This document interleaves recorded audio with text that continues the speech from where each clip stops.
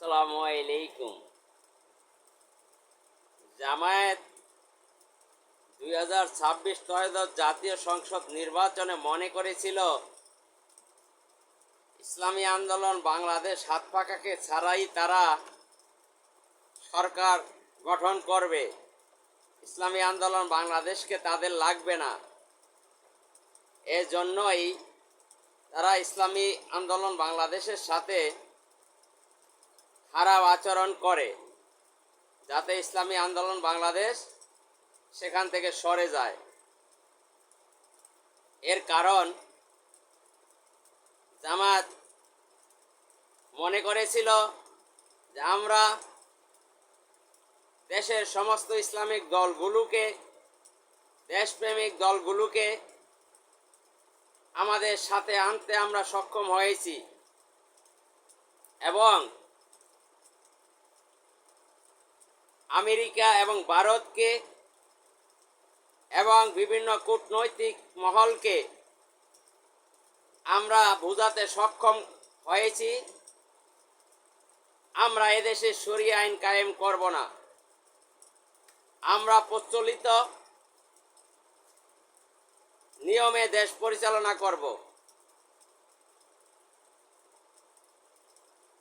কিন্তু একটি বিষয় হচ্ছে, জামাত যেটা বুঝতে ভুল করেছে সেটি হলো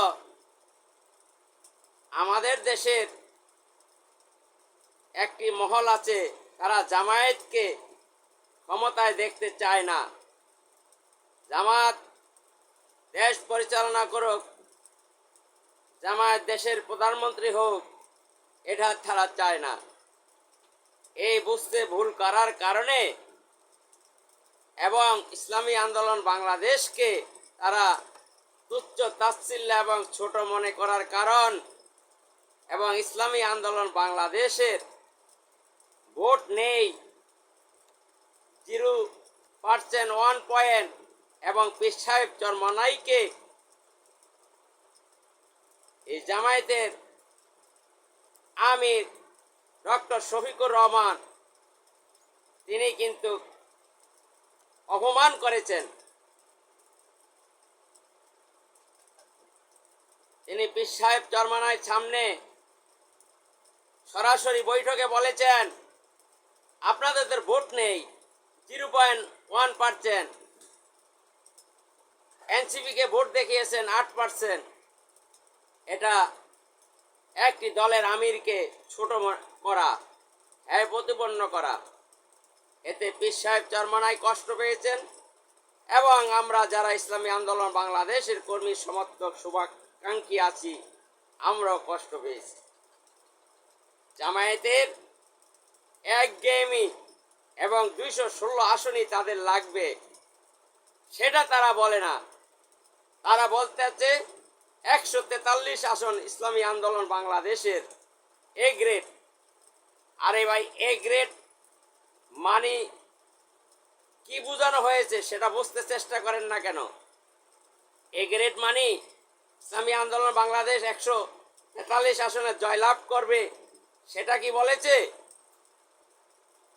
মুফতি ফয়জুল করিম বলেছেন 143টা আসন আমাদের এ গ্রেড, মানে এই আসনগুলোতে আমাদের অবস্থান ভালো, আমাদের এই আসনগুলোতে একটা শক্তিশালী মজবুতি কমিটি কর্মী সমর্থক রয়েছে, সেটাকে বোঝানো হয়েছে। আপনারা 216 আসনে কেন নির্বাচন করলেন? আপনারা যদি 150 আসন রেখে বাকিগুলো শরিকদের মাঝে বন্টন করতেন এবং ওই পশ্চিমা গোষ্ঠীর সাথে, ভারতের আধিপত্যের সাথে যদি আপনারা আঘাত না করতেন, আপনারা যদি দেশের আমলাদেরকে ম্যানেজ করতে পারতেন এবং নির্বাচনে যদি ওই ঋণ খেলাপিদেরকে অংশগ্রহণ থেকে সরিয়ে রাখতে পারতেন, তাহলে এদেশে একটা ইসলামিক সরকার হইতো। আপনারা কি মনে করেছেন? আপনারা মনে করছেন 216 আসনে নির্বাচন করবেন, আপনারা 110-20টাতে জয়লাভ করবেন, বাকিতে শরিকরা জয়লাভ করলে আপনার সরকার গঠন করবেন। কিন্তু আপনাদেরকে তো এই দেশের একটি মহল চায় না আপনারা ক্ষমতায় যান, কারণ আপনাদের পিছনের অবস্থান ভালো নয়। আপনাদের পিছনে কালিমা রয়েছে, কলঙ্ক রয়েছে, সেই কলঙ্ক আপনারা কিয়ামত পর্যন্ত মুছতে পারবেন না। আপনারা নিজেদেরকে খুব শক্তিশালী মনে করেন, 68টা আসন পেয়েছেন, যুগ সাজস করে মনে করছেন আগামীতে দেশের প্রধান হবেন। দেশের প্রধান হওয়া কিন্তু এত সহজ নয়। ভারত কোনো সময় চাইবে না আপনারা দেশের রাষ্ট্রীয় ক্ষমতায় যান, দেশের প্রধানমন্ত্রী হন। ওই আমেরিকাও চাইবে না।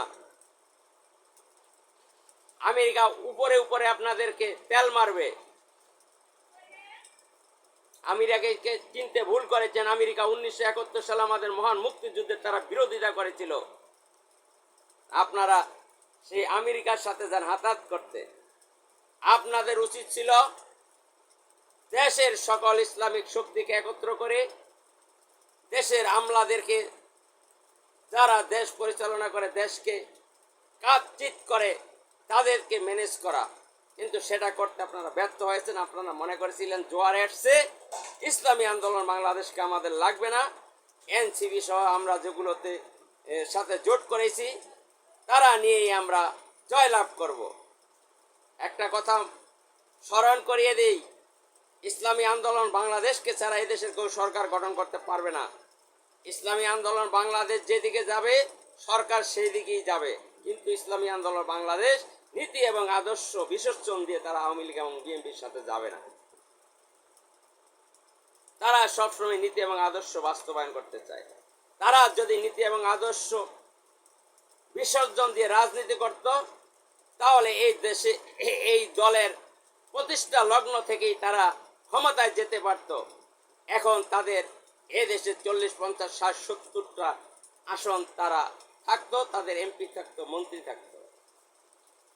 কিন্তু ইসলামী আন্দোলন বাংলাদেশ সবসময় শরিয়াকে প্রাধান্য দেয়। ইসলাম, দ্বীন ও মানবতার কল্যাণ ছাড়া তারা কখনোই নিজেদের স্বার্থ হাসিলের জন্য কারোর সাথেই যাবে না।